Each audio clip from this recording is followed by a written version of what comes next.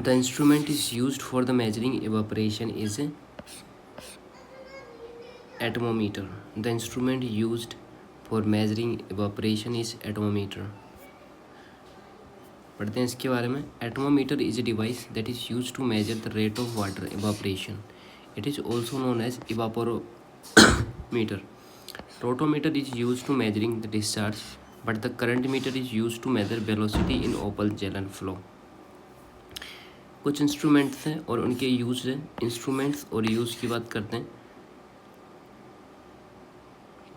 Psychrometer का use होता है रिलेटिव ह्यूमिडिटी के लिए. हाइग्रोमीटर का यूज होता है ह्यूमिडिटी के लिए. टेंसियोमीटर का यूज होता है कैपिलरी पोटेंशियल के लिए. एनीमोमीटर का यूज होता है विंड वेलोसिटी के लिए. एंड ओम्ब्रोमीटर का यूज होता है या पल्वियोमीटर का यूज होता है रेनफॉल डेप्थ के लिए. लाइजीमीटर का यूज होता है इवापोर ट्रांसपरेशन के लिए. एटमोमीटर का यूज होता है इवापोरेशन के लिए. तो हमको पता चल गया साइक्रोमीटर का यूज़ रिलेटिव ह्यूमिडिटी, हाइग्रोमीटर का यूज़ ह्यूमिडिटी, टेंशियोमीटर का यूज़ कैपिलरी पोटेंशियल, एनेमोमीटर का यूज़ विंड वेलोसिटी एंड ओम्ब्रोमीटर का या पल्वियोमीटर का यूज़ रेनफॉल डेप्थ के लिए. इवापोर ट्रांसपरेशन के लिए लाइजीमीटर, इवापोरेशन के लिए एटमोमीटर. नेक्स्ट एटमोमीटर इवापोरेशन के लिए, फाइटोमीटर ट्रांसपरेशन के लिए, फाइटोमीटर ट्रांसपरेशन के लिए, परमियोमीटर हाइड्रोलिक कंडक्टिविटी के लिए, रेनफॉल सिमुलेटर इन्फिल्ट्रेशन कैपेसिटी के लिए. कन्फ्यूजन पॉइंट जो है, pitot tube is used for the measuring the velocity of fluid whereas anemometer is used for to measuring the gas and air velocity. ठीक है, pitot tube किसकी velocity के लिए होता है? फ्लूइड के लिए. जबकि जो एनमोमीटर है वो किसके लिए यूज होता है? गैस और एयर की वेलोसिटी के लिए. नेक्स्ट बात करते हैं एच पर Indian standard. In predominantly hill areas with heavy rain there should be A 1 rain gauge station पर 130 किलोमीटर. एच पर Indian standard in predominantly hilly area with heavy rainfall should be 1 rain gauge station per 130 kilometer. Evaporation station density. The WMO recommend the minimum number of evaporometer in particular region. Arid zone 1 station for every 30,000 kilometer. Humid temperature estimate 1 station for every 50,000 kilometer. Cold region 1 station for 1 lakh kilometer. According to Indian standard, in a plain there should be at least 1 rain gauge station for the area of 750 kilometer. In hilly region, 1 rain gauge station normally represents an area between 100 km to 250 km. In arid region, 1 rain gauge station should normally represent an area between 1500 km से लेके 10,000 km तक. The appropriate station 1 rain gauge per 130 km as it is the range of 100 km से लेके 200 km तक, 250 100 से 250 km तक. पता चल गया आपको. Arid zone, humid temperature estimate, cold region के लिए कितना है, इंडियन स्टैंडर्ड के अंदर प्लेन रीजन के लिए कितना 750 किलोमीटर, हिली रीजन के अंदर 100 से 250 किलोमीटर, एरिड रीजन के लिए 1500 से लेकर 10,000 किलोमीटर तक. Which one of following is not the direct stream flow measurement technique? Stream flow technique, dilution method, area velocity method, ultrasonic method, slope area method. ये नहीं होगा, तो इसका आंसर सी होगा. Which of following is not the direct stream flow measurement technique. Concept समझते हैं इसका explanation. Slope area method is an indirect method of stream flow measurement technique. Slope area method is an indirect method. Indirect methods of stream flow measurement technique. The direct methods of discharge measurements are follow. Direct methods कौन कौन से discharge measurement के लिए? area velocity method, moving boat method, dilution technique, electromagnetic field method, and ultrasonic method. Indirect methods of discharge measurement. In this method, we can include such techniques which find the discharge with the help of relationship between the discharge and depth. The broad classification of the methods are flow measurement structure or slope area method.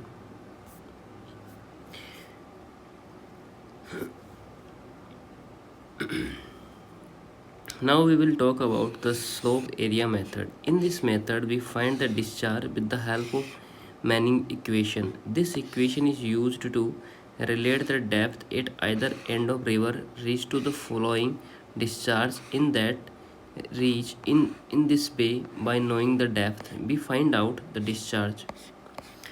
The selection of the reach is the most important part of the slope area method. Following criteria should be followed. The accuracy of high water mark must be good. The reach should be straight and uniform as far as possible. If it is not possible, then choose a gradual contracting section. As the length of reach increase, the accuracy in discharge measurement also increase. A reach length should be greater than 75 times the mean depth.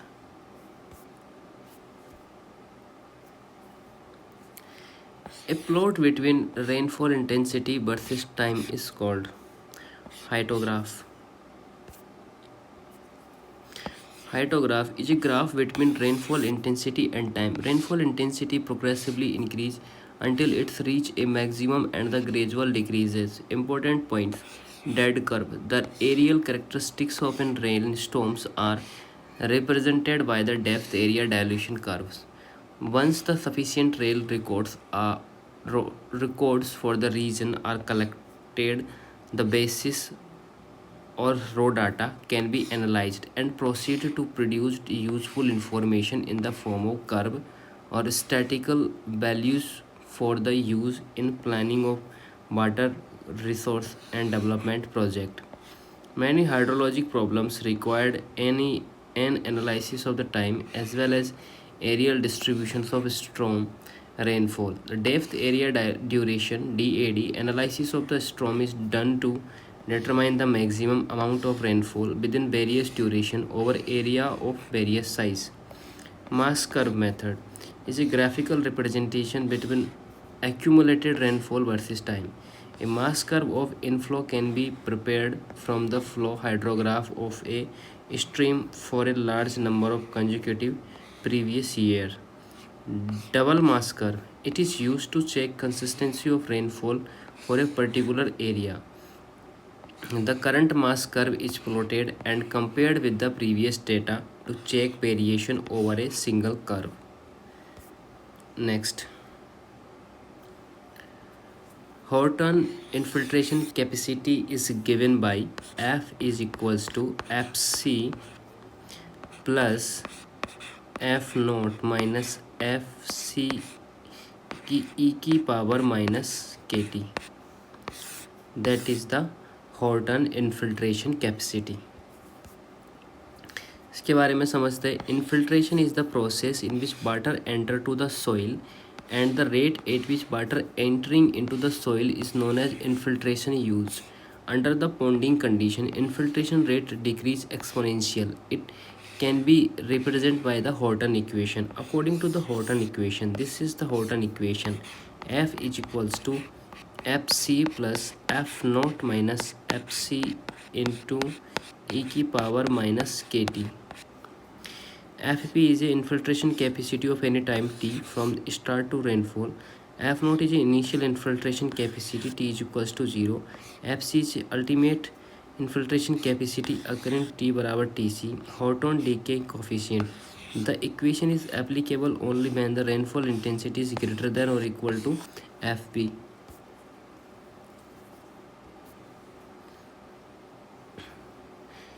A unit hydrograph for a watershed is triangular in share with base periods of 20 hours.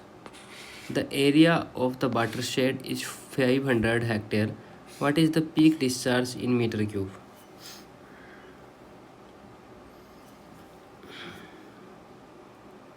इसमें जो दे रखा है, given जो दे रखा है आपको, वो है, क्या दे रखा है, बेस पीरियड दे रखा है आपको 20 आवर्स, ठीक है। एरिया ऑफ जो कैचमेंट दे रखा है वो दे रखा है 50 hectare.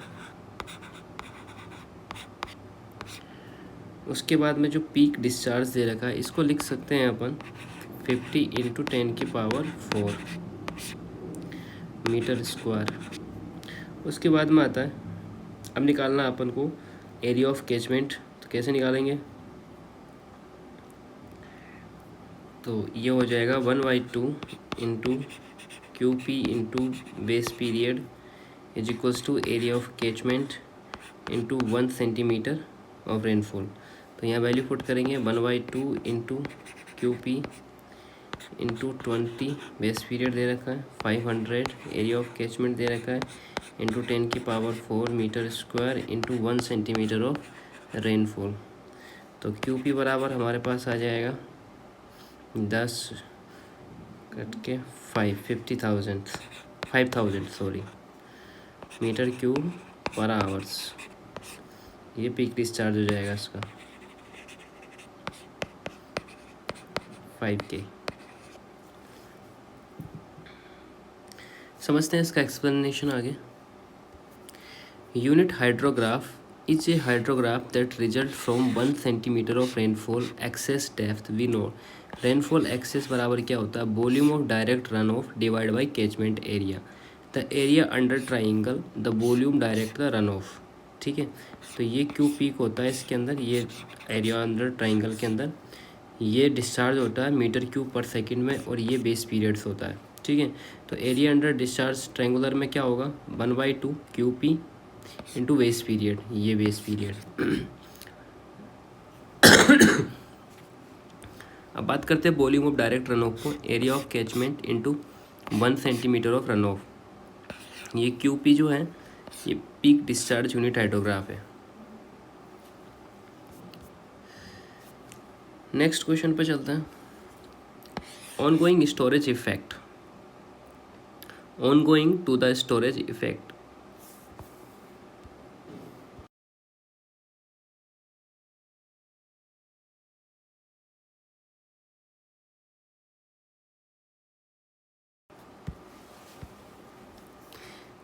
The peak of outflow hydrograph will be smaller than that of inflow hydrograph. This reduction in peak value is known as attenuation बोलते हैं इसको, attenuation। Ongoing, owing to the storage effect, owing है क्या हो रहा है, owing to the storage effect the peak of the outflow hydrograph will be the smaller than that of inflow hydrograph. This reduction in peak value is known as attenuation. Flooding routing, the technique of determining the flood hydrograph at a section of a river by utilizing the data of flood flow at one or more upstream section is called flood routing.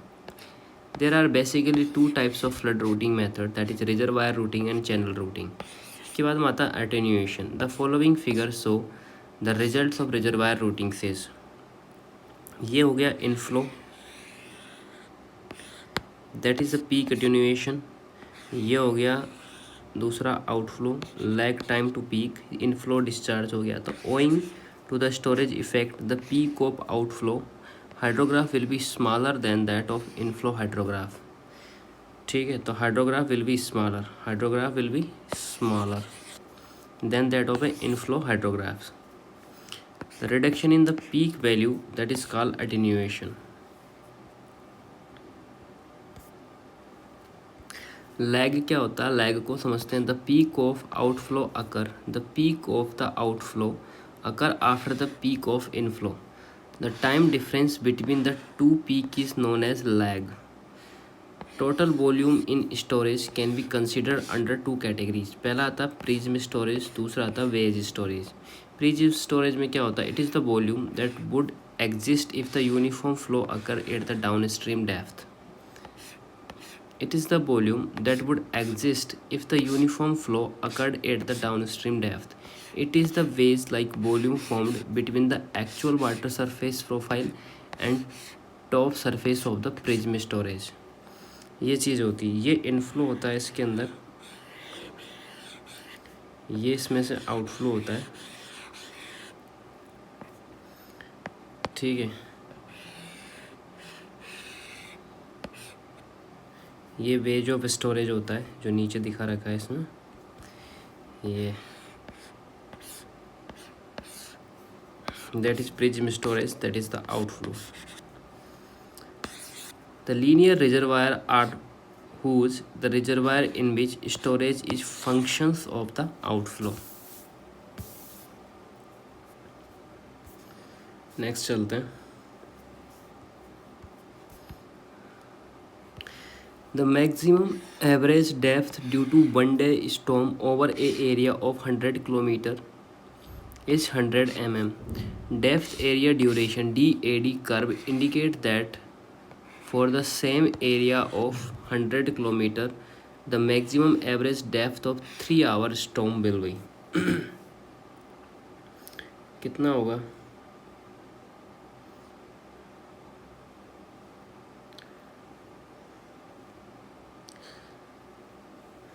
Less than 100 mm.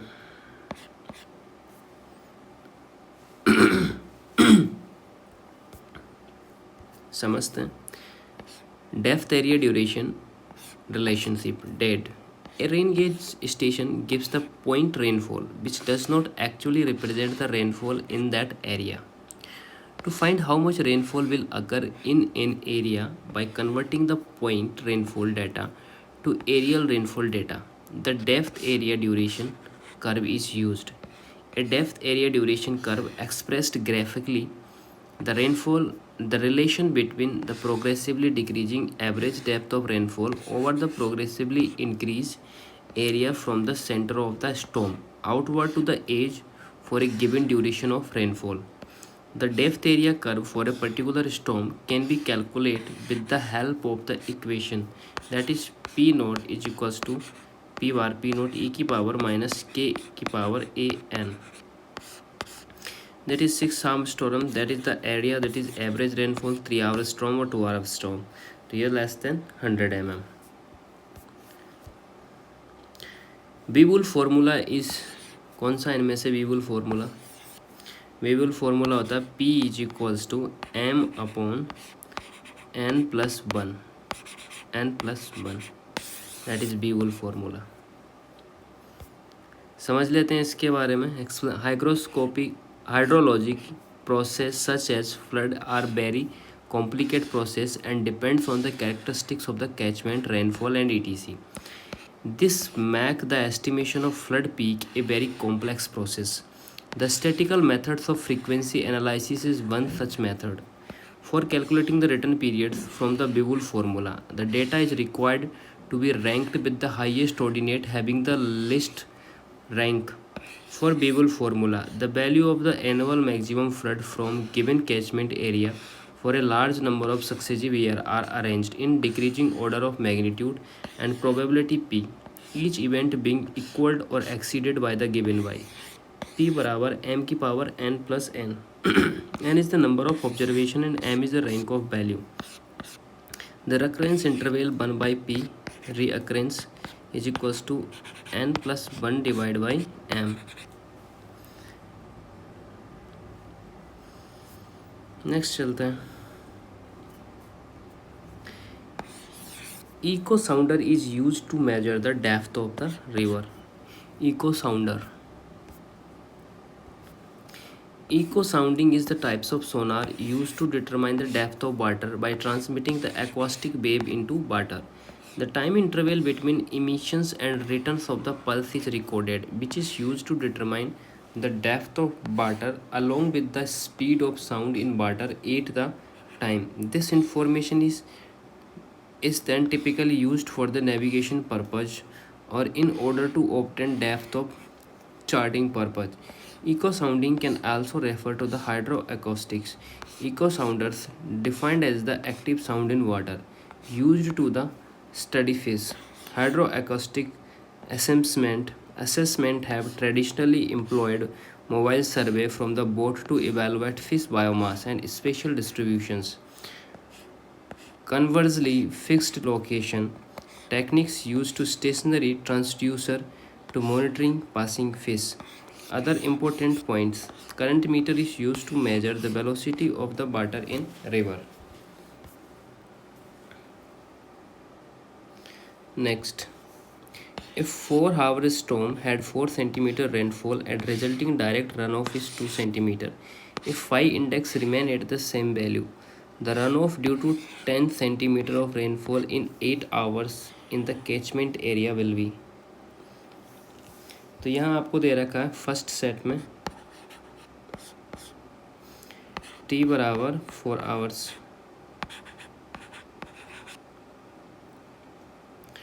Total precipitation दे रखा है 4 centimetre and run of दे रखा है आपको 2 centimetre.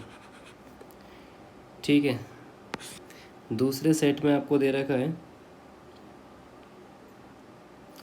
T बराबर दे रखा है 8 hours, ठीक है, और प्रेसिपिटेशन कितना दे रखा है, प्रेसिपिटेशन दे रखा है आपको 10 सेंटीमीटर। और यहाँ पे क्या निकालना है आपको, रन ऑफ निकालना है। क्या निकालना है, रन ऑफ। तो फाई इंडेक्स बराबर होता है आपके पास में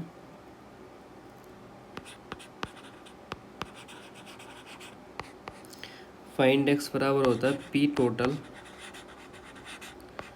minus Q divide by total time.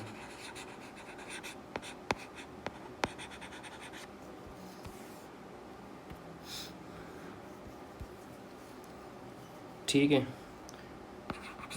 तो फाई इंडेक्स निकालेंगे, कैसे निकालेंगे, 4 minus 2 divide by 4 is equals to आपके पास बच जाएगा 0.5 सेंटीमीटर पर आवर्स। ठीक है, किसके लिए, 1 के लिए। फाई 2 निकालेंगे अपन, वो निकालेंगे is equals to phi index phi 2 बराबर हो जाएगा 0.5। अब फाई 2 इंडेक्स निकालेंगे, 0.5 is equals to 10 minus Q divide by 8। तो ये हो जाएगा 8 into 0.5 10 minus Q and Q बराबर 10 माइनस ये कट के ये हो जाएगा 4 इज इक्वल्स हो जाएगा 6 सेंटीमीटर। ये हो जाएगा आपका एक्चुअल रन ऑफ। क्या हो जाएगा, actual run of.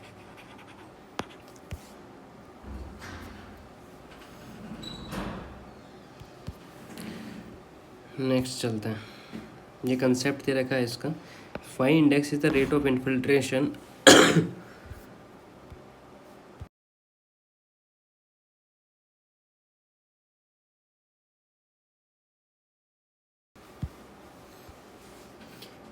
the rate of infiltration exceed is the value at which volume of runoff become equal to the volume of rainfall. Phi index is equals to total infiltration divided by total time of storm. Total infiltration, phi index is equals to P total minus Q divided by total time. P total is total precipitation, Q is the runoff.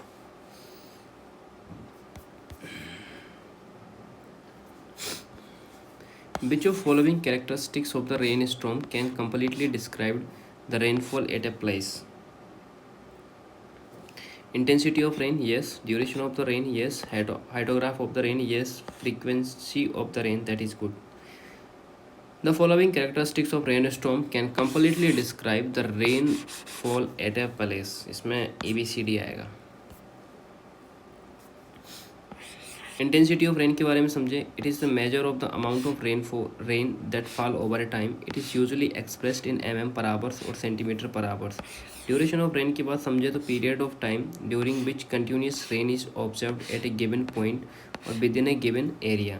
Hydrograph की समझे, it is the graphical representation of rainfall intensity over a period of time. Frequency of rainfall समझे, it is a probability of distribution specify the accidence probability of the different rainfall depth for a given duration when we have to find out what is the probability that particular rainfall will not be exceed during the particular period of time. We do frequency analysis. All the above characteristics can completely describe the rainfall at a place. The measurement at rainfall is done with the help of rain gauge, which is also known as pluviometer and ombrometer and hydrometer.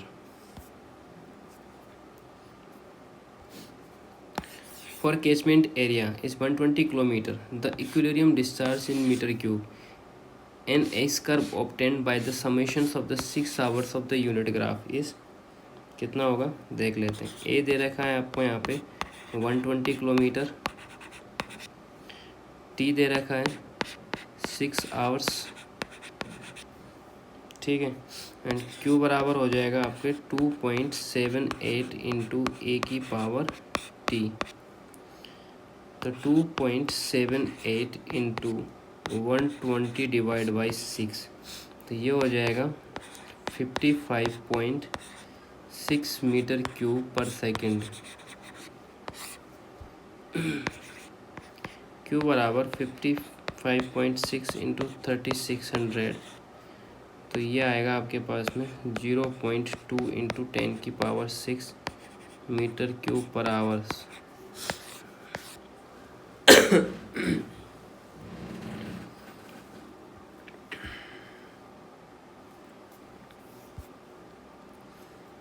Next समझते हैं S curve को. The curve is hydrograph by continuous rainfall at a constant rate for a infinite period. It is also known as S हाइड्रोग्राफ्स.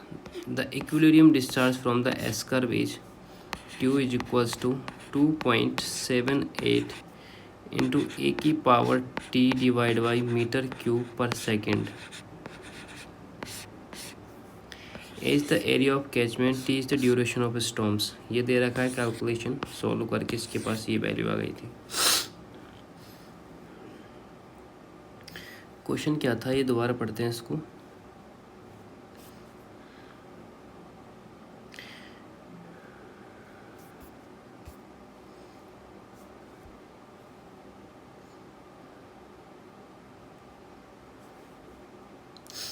For an catchment area of 120 km, the equilibrium discharge in meter cube per hour, S curve obtained by the summations of 6 hours unit hydrograph. ठीक है. According to the IMD department, in year of considered a drought year, in case of total area affected exceed the 20% of total area of the country. According to Indian Meteorological Department, a year is considered a drought year in case that the total area affected exceed 20% of total area of country. Drought is defined as the less availability of moisture in particular area. It is classified into 3 categories. Meteorological drought. Meteorological drought happen when dry weather pattern dominant in area. It can further classified into 3 categories.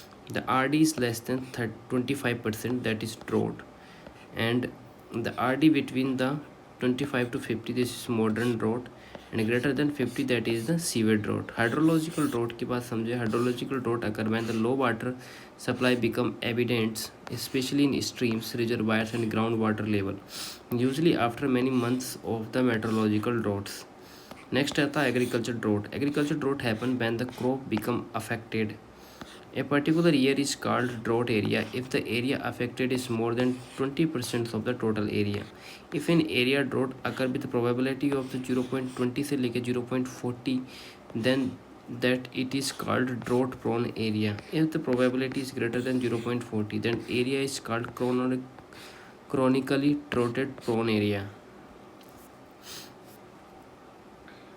Next, infiltration capacity is the change with time and location. Infiltration capacity change with the time and location. It constant factor नहीं, change with time, change with location दोनों ही आएगा. change with time and location. Infiltration capacity, it is defined by the Horton as maximum rate at which the rain can be observed by the soil in a given condition. The relationship between rainfall intensity and infiltration capacity determine how much falling rain will flow directly over the ground surface, and how much will enter to the soil to retain as moisture for some period of time before being either passed downward or percolation return to atmosphere by the process of the evaporation. Infiltration capacity change with the time as well as location of that place. Horton equation समझे. Horton expressed the decay of the infiltration capacity with time and exponential decay. ये होता है F T is equals to F C, पहले भी पढ़ा था, F nought minus F C E की power minus K T. F T is infiltration capacity at any time T from the start to the rainfall. F naught is the initial filtration capacity T is equals to 0. F C is the final infiltration capacity occurring T is equals to Tc. Houghton decay constant which depends upon the soil characteristics and vegetation cover. The Houghton equation is applicable only when the intensity is greater than the equal or Ft. कितना minute हो गया, आगे बढ़ते हैं.